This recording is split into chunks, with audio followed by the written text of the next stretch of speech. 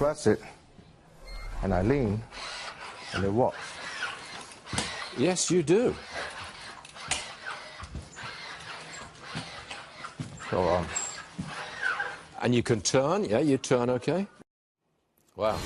I remember that. That was a disabled man walking with the help of an exoskeleton suit developed by ReWalk Robotics. That was about 4 years ago on this program. You saw it.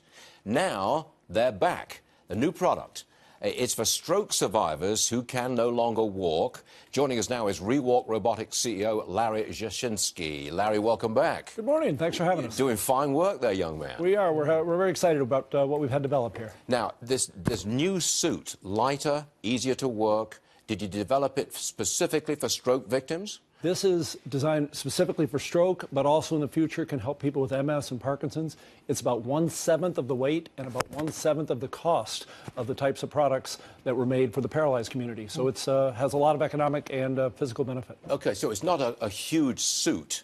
It's an appliance to a specific part of the body, like on the leg, for example. Yeah, essentially, we've stripped away a lot of the things that held up the entire human body and focused just on what's needed. So if you need to move the ankle joint and eventually the hip joint, it can do just that in a much more miniaturized way.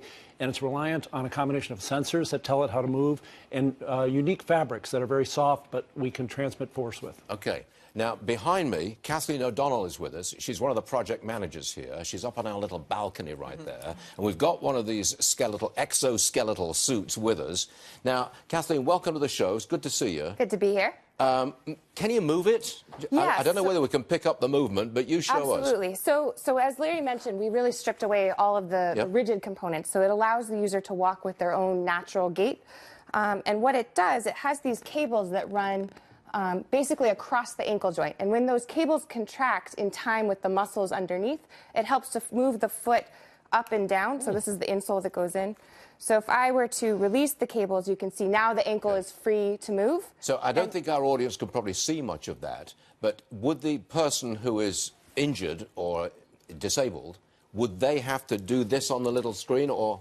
No, absolutely. So there are two sensors in the feet, and it picks up on the way they're walking, and it automatically adjusts as they change their walking. What does it sense? I mean, sensors on the foot, what, it senses muscle contractions? It's sensing the movement of their walking, and then it synchronizes based on how long their steps are, how fast they're walking. So if the physical therapist asks them to change something about their gait, they can actually respond, and the suit will respond to that change in their walking. So just by thinking it and trying to get their muscles to move, they're helped in that muscle movement and the leg movement. Exactly. And then the cables will contract in time, and it'll physically assist the foot to lift up for ground clearance, and then it'll lift the heel up to push them forward during walking.